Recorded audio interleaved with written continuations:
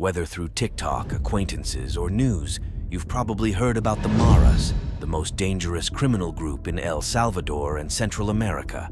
So lethal that when their leader was caught, he lived through hell to pay for his crimes.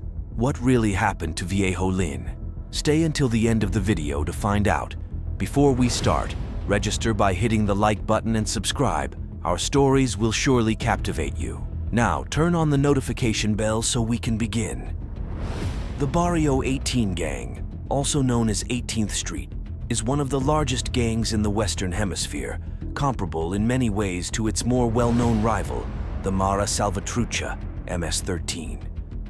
Although the gang has cells operating from Central America to Canada, it has been significantly weakened in El Salvador after an aggressive campaign by Nayib Bukele's government starting in March 2022, during which Salvadoran security forces imprisoned more than 10,000 suspected Barrio 18 members. Those who remain free have gone underground or fled the country. However, with thousands of members scattered across Central America and the United States, Barrio 18 continues to be a criminal threat to the region. Barrio 18 originated as a street gang in Los Angeles. Although some accounts place its origins in the late 1950s, the gang began to take its current form in the 1980s when it split from the Clanton 14 gang. It gained particular notoriety for its role in the Los Angeles riots following the acquittal of police officers who brutally beat African-American motorist Rodney King. In its early days, the many cells of the group, known as cliques, were exclusively competing with Mexican immigrants in Southern California and dominated neighborhoods like MacArthur Park in the Korean sector of downtown Los Angeles. However, as other Latin nationalities joined the immigrant population, Barrio 18 began recruiting members from various backgrounds, a change that facilitated the group's expansion to other countries, especially in Central America. In the late 1990s, a task force from the Federal Bureau of Investigation, FBI, and local authorities arrested some of the most prominent leaders of Barrio 18. But this did not significantly impact the gang.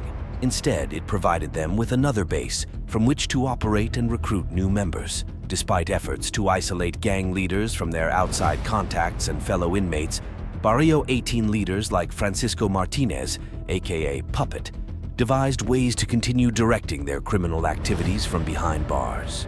Some Barrio 18 members also joined the Mexican Mafia, a formidable prison gang that united Southern California street gangs into a single powerful confederation known as the Sureños. Outside of prison, street gangs fight each other. Inside, they form a single structure under the Mafia's direction. Barrio 18 expanded southward to Mexico and Central America, primarily due to a change in immigration policies in the mid-1990s that increased the number of criminal charges for which a foreign-born resident could be deported to their home country. The new policy was aggressively applied to California gangs, where many gang members lacked U.S. citizenship. The deportations caused a sudden influx of Barrio 18 and other gang members to Central American countries and Mexico, bringing increased violence and crime. By the late 1990s, starting with El Salvador, Central American governments began passing stricter laws to penalize mere association with gangs. These policies, collectively called mano dura, resulted in mass arrests of gang members, which inadvertently fueled the growth of gangs by concentrating their members in prisons, where they reorganized and regrouped. On the streets, Barrio 18 delved into drug dealing and extortion. As profits increased, the gang also began laundering money through small businesses like car washes. By 2005, internal conflicts led to the division of Barrio 18 into two factions, the Revolutionaries and the Sureños. The two factions remain opposed and fight each other with the same ferocity with which they battle their historical enemy, the MS-13, the largest street gang in Central America.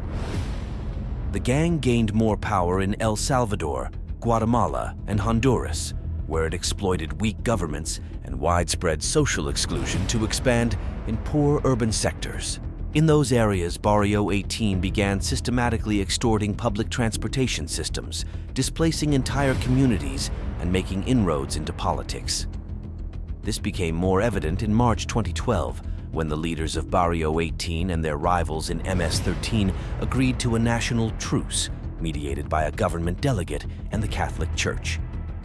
The country's homicide rate dropped by more than half following the negotiated ceasefire, but violence escalated again once the truce failed. The leaders of MS-13 and Barrio 18 proved alarmingly adept at capitalizing on the political capital they gained after the truce, raising concerns that the initiative could provide them with a means to increase their criminal sophistication and overall influence in the country. Adding to these concerns, extortion and disappearances allegedly continued to rise in El Salvador throughout the truce, and homicides surged again in mid-2013, peaking in 2015 before declining once more. A dramatic drop in El Salvador's homicide rate starting in 2019 put the country's gangs back in the spotlight. While government officials attributed the decline to their national security plan, multiple media reports spoke of an informal pact between sectors of the Salvadoran government and imprisoned gang leaders, whereby the latter agreed to reduce killings in exchange for better prison conditions. This period of relative peace in El Salvador shattered when several members of Barrio 18 and MS-13 committed 46 murders in a bloody three-day campaign in November 2021. This was followed by the indiscriminate massacre of 92 people, including civilians such as shoppers, vendors, and bus passengers, in March 2022. Barrio 18 quickly distanced itself from the massacre, which was interpreted as a visible attempt to send a message to the government. Enraged by the rampant violence, the government responded with the largest anti-gang war in the country's history, during which it arrested tens of thousands of suspected gang members under a state of emergency declared in March 2022 and still in effect as of November 2023. This offensive decimated Barrio 18's lower-level members and forced thousands into exile. For the first time in decades, the gang has lost control of key territories and criminal economies in areas where it once held a firm grip. In November 2022, Honduran President Xiomara Castro attempted to replicate Bukele's offensive by declaring a state of emergency to address the rise in extortion. However, these measures have not dented the gang's activities, and Barrio 18's ranks remain intact in Honduras. Hierarchy. At the top are the palabreros, most of whom are incarcerated. They coordinate all criminal activities. A palabrero keeps records of all financial movements, homicides, drugs, and weapons. In El Salvador, 4 of the highest-ranking leaders of the Sureños faction, including Carlos Lechuga Mojica, alias El Viejo Lin, sent a voice note to free members, asking them to stop the murders that shocked the country in November 2021. This sparked speculation about a rift between the imprisoned leaders and the street commanders. While many of the leaders were already in prison when the anti-gang campaign began, in March 2022, many free leaders were captured or forced to flee. In Guatemala, a group known as La Rueda coordinates the gang's activities. Many of its members, including leader Aldo Dupié Ochoa Mejia, alias El Lobo, are in prison. Similarly, the main leaders of Barrio 18 in Honduras, such as Nahum Medina, alias Tacoma, operate from behind bars. Outside prison, the gang is organized into conchas. A concha is a territorial division that does not necessarily correspond to municipal boundaries. Each concha has several tribes, the smallest units of the Barrio 18 organization. Lastly, there are collaborators who do not fully belong to or will never be part of the group.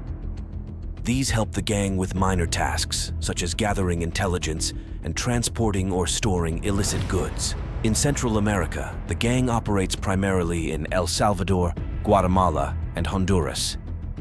By mid-2023, it had more than 22,000 members in El Salvador alone.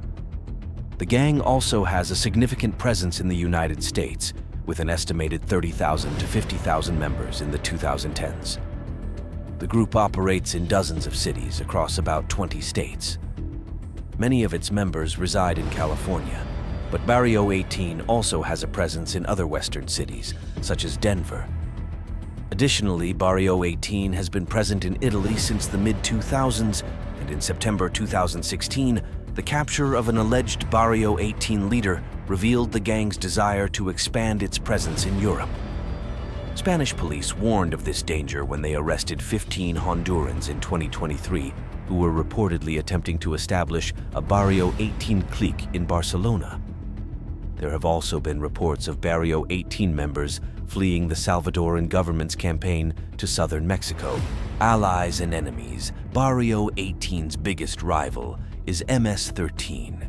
In El Salvador, Barrio 18 is divided into rival factions, the Revolutionarios and the Sureños, a division that generally triggers violence. The gang also has a close relationship with the Mexican Mafia. They are known to have a network of collaborators, including lawyers, taxi drivers, and mechanics. On many occasions, the gang has clashed with state security forces during successive anti-gang campaigns in Central America. What happened to Viejo Lin after being captured and imprisoned under the incredible sentence of 1,000 years? Yes, 1,000 years, which many might find ridiculous since it's impossible for anyone to live that long. What happened to Viejo Lin got worse. In prison, it was reportedly commented that he suffered various tortures and mistreatment by the police. As the leader of the gang, the hatred and resentment against him were immense. Despite his seemingly adorable nickname, he was anything but. Under his orders, some of the most horrible tortures imaginable were carried out on people who were often innocent. But to Lin, they were nothing more than worthless pieces of flesh to be cut and discarded. While it's not confirmed whether he's still alive, it is understood that if he is living in hellish conditions. This is partly due to his misfortune of his last victim being the son of a commander. And while revenge isn't right, it's hard to imagine that it isn't being exacted on him. We have reached the end of this video. If you liked it, we invite you to give us a like to continue making more videos like this one.